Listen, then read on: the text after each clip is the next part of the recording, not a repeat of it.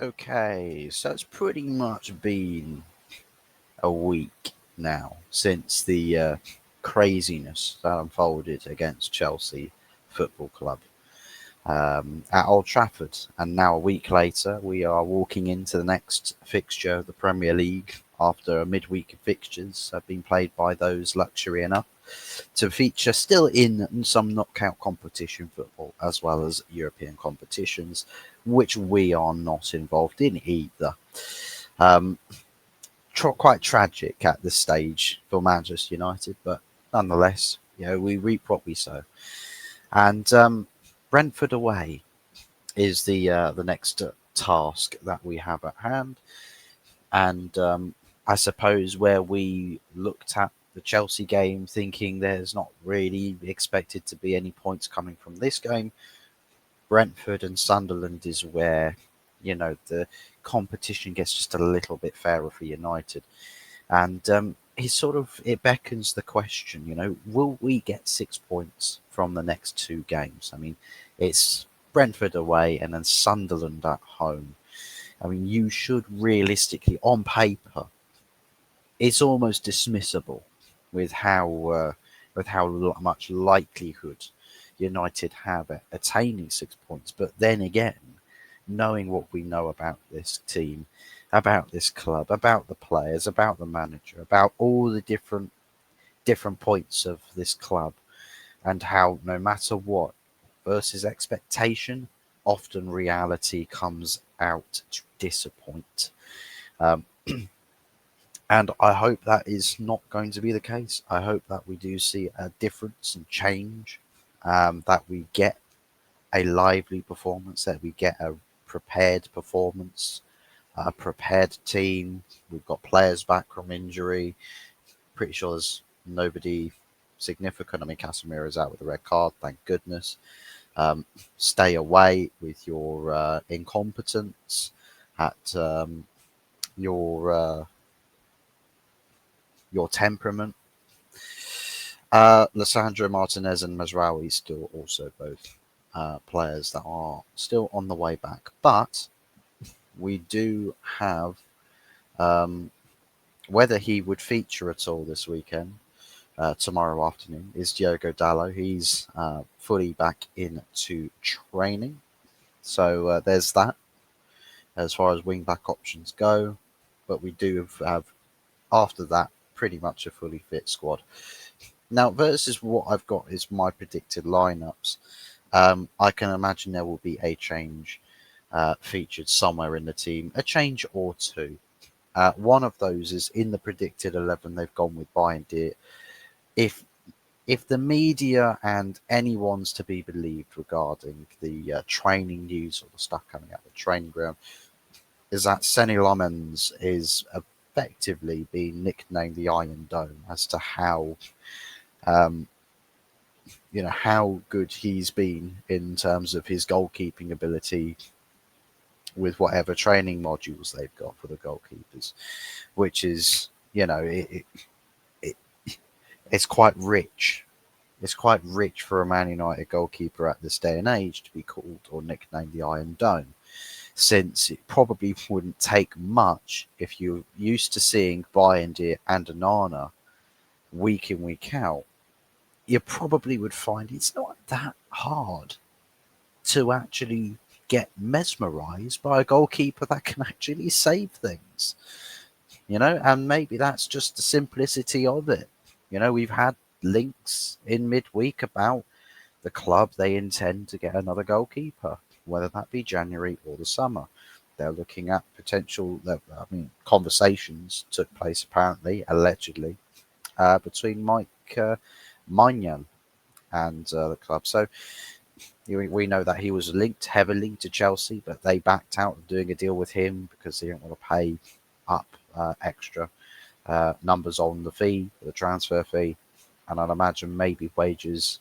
He might, he might be looking for a slightly sweeter honey pot for money. So maybe it was against better judgment for Dan trying to do that sort of a deal at that moment. But let's see what happens if it comes around to the summer. If it happens, then it is more for the good, since Bayindir and also Onana will have no reason to remain at the club, and we should hopefully see both of them moved on. And hopefully we have two goalkeepers that can actually save shots, competing to be the number one. That would be fantastic. That would be a beautiful dream to have. The other change featured in this lineup I could see happening is not what I would do, but rather what Amarim's bound to do. Right, and we've got Cunha back. He's been training for us for a solid week. Burmo's still fit. We're going to see Cunha and Burmo play definitely, I think, with the front three. However, I think Mason Mount was another player that did feature against Chelsea, though very briefly. One thing's apparent. Cunha, Mount, and Burmo, for whatever reason. Mount's a player that Amarim loves. Absolutely loves him. Is completely besmitten with him. Who in that front three comes out to fit Mountain? Does Cunha go up top? Does Mbeumo go up top? Who knows? It's a front three that seemingly just moves around all the time. It's not a front three I would start. For me, the predicted lineup is spot on with Sesko up top, with Mbeumo and Cunha as your creators in behind. That's what I would go with. You know, he set up for some chaos at the top end of the pitch. We need to cause chaos. We need someone, and with Brentford, if they do opt to go with a back five at home, they're looking for a counter. They're looking to play counter, which means you're playing low block.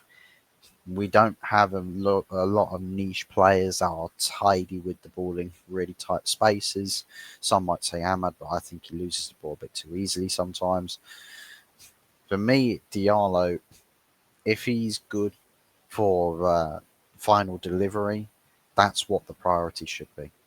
Right, Sesko is probably going to be needed in this game a lot more than we've needed him for virtually any other games so far this season. Just for his expertise and his height, his stature. So I can see Amarim will probably go with a team that's not, or a player, a front line that's not built for a low block, that needs to have various different methods of approach to break it down. But also, I just feel like he's not really going to think about the best players for the best job.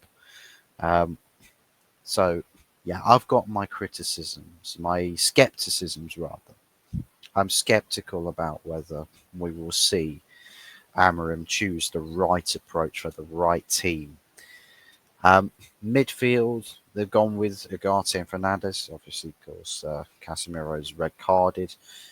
He only misses one game as well, so he'll be back for Sunderland. But Ugarte, yeah, I would start Mainu next to Ugarte. I would, because one thing's going to be apparent. Transition against us is going to be off the charts, right? It's going to be Route 1 football for Brentford, straight into the channels, runners off the ball, and direct nature on it. And that could punish us very easily. And we need to be sure that the back line gets enough insurance policy, right? Kobbie Mainoo and Ugarte together need to be that insurance policy. They have to. They absolutely have to be the insurance policy. Cover that back line, because I can assure you, back three that will be selected, though they won't be bad. They won't be a bad choice. I mean, Luke Shaw, kind of a bad choice, and Harry Maguire against the counter is kind of scary. You can sort of get that individually, they don't generally have absolute shocking games, the back three. It's usually the neglect of the midfield two in front of them that leaves them very exposed. And then it becomes a very tall order for them to deal with the threats that the opposition throw our way. And Ugarte can do one part of the job, but he's not capable of doing it all. Fernandes, we've seen multiple times this season, he abandons the defensive work. He actually just becomes a bystander, a pedestrian, just watching on as it all unfolds. So we can't trust him. We cannot trust Bruno, but he will play anyways. He's bound to play anyways.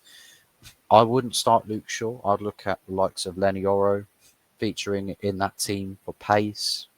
And if Maguire is bound to feature with De Ligt on the other side, I'd be looking at Aiden Heaven.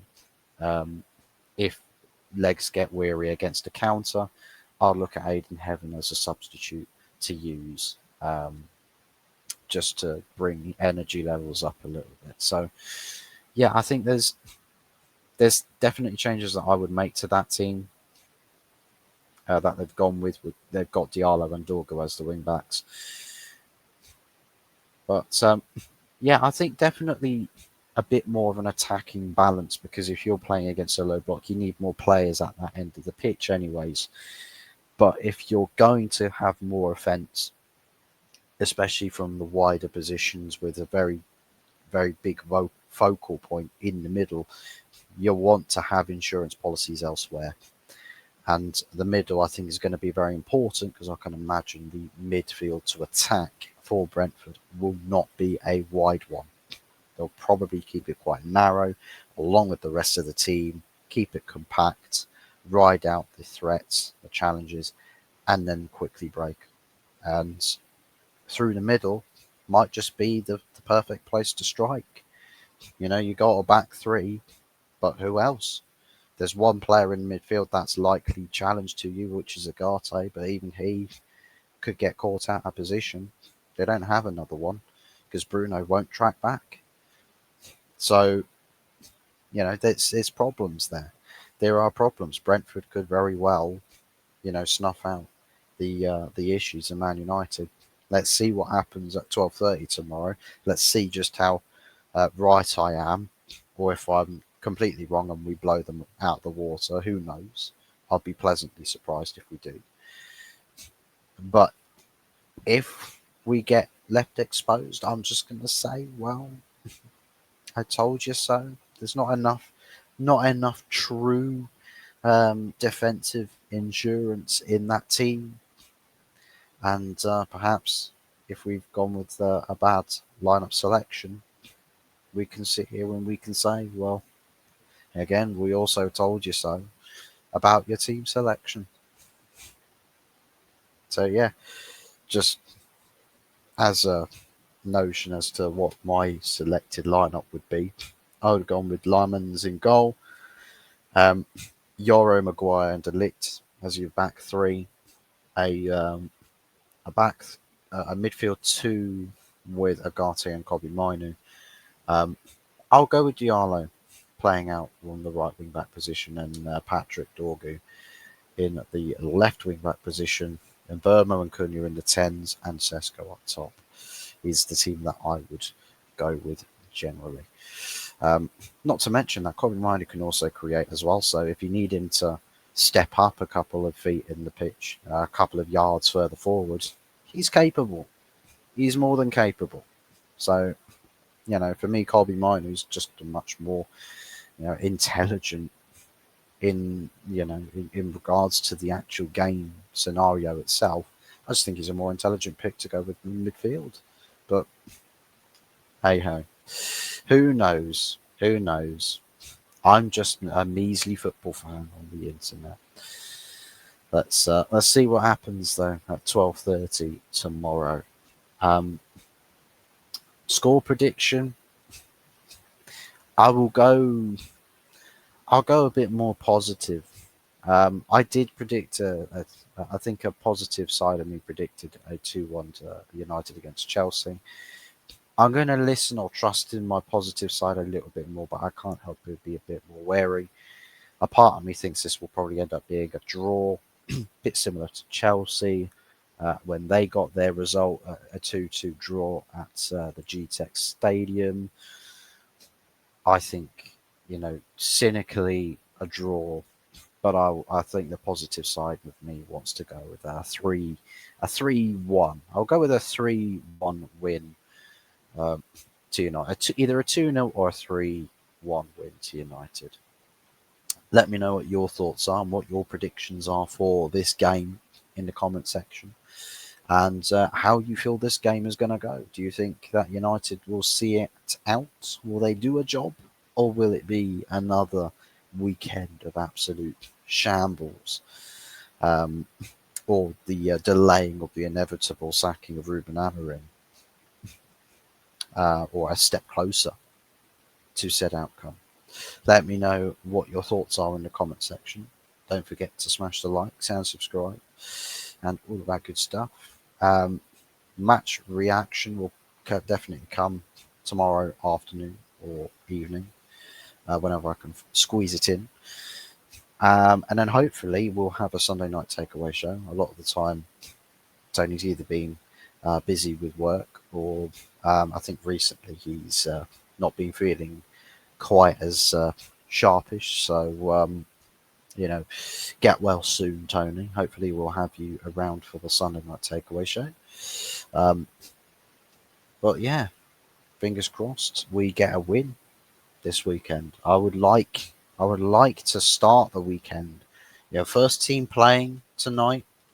Let's not forget. First team playing, not tonight, but tomorrow. 12:30 kickoff. We can finish if we can on a positive. We've got the rest of the weekend to kick back and relax and enjoy. So yeah, take care, people. Enjoy the rest of your Friday night, and here's to hopefully a positive weekend. Take care, people. Stay safe, stay blessed, and stay undigitalized, if you know what I mean. Take care.